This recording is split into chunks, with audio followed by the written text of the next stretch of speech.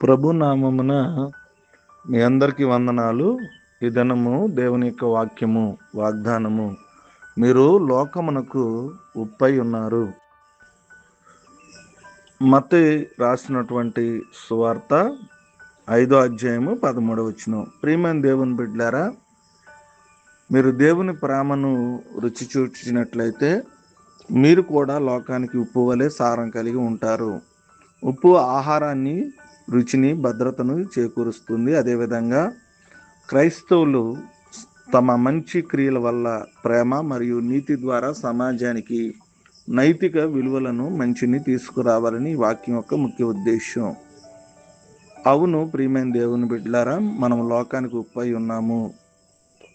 యేసుక్రీస్తు ప్రేమను రుచి చూచిన వారి చుట్టూ ఉన్న సమాజానికి ఉప్పు వలె మంచి రుచిని, సారాన్ని ఇస్తారు. ఉప్పు ఎంత ప్రాముఖ్యమైందో మనందరికీ బాగా తెలుసు కదా.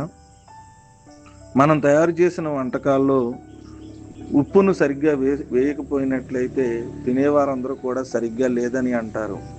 ఇది అసలు బాగోలేదు, ఇందులో ఏదో ఒకటి కొదువుగా ఉన్నది అని అందరూ అంటారు. అందుకే ఉప్పు ఎంత ప్రాముఖ్యమైందో వాక్యం సెలవిస్తుంది.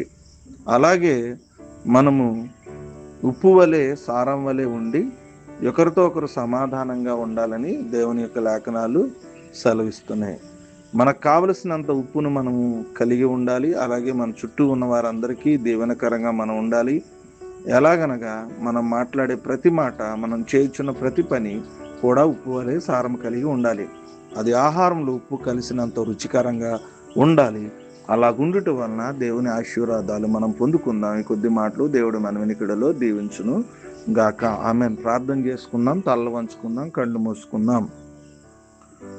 అమూల్యమైన మా ప్రియ పరలోకపు తండ్రి, మీకు వందనాలు. రాత్రంతా కాచి మరొక శ్రేష్టమైన దినాన్ని మా జీవితంలో ఇచ్చినందుకే మీకు స్తోత్రాలు. నువ్వు మాతో మాట్లాడినందుకే వందనాలు. మమ్మను ఈ లోకానికి ఉప్పుగా పిలిచినందుకు మీ కృతజ్ఞతాస్తుతులు చెల్లిస్తున్నాం. ప్రభా, మీ యొక్క అద్భుతమైన సన్నిధానముకై మీకు వందనాలు. దేవా, నీవు మా మధ్యలో ఉన్నందుకే వందనాలు. నాయన ప్రభా, మీ వాక్యంలో మాలో సమృద్ధిగా నిలిచి ఉండనివ్వండి. తద్వారా మేము ప్రతిరోజు నిలిచి ఉండడానికి మాకు నేర్పించము. దేవా, మా హృదయాలను పరిశుద్ధాత్మతో నింపము. తద్వారా మేము మీ ప్రేమతోనూ ఇతరులతోనూ మాట్లాడటకు సహాయం చేయము. ఉద్దేశంతో నైనా మంచి ఉద్దేశంతో మేము ప్రవర్తించులాగున మరియు మీ మహిమ కొరకు ప్రకాశించినలాగున మమ్మల్ని మార్చము.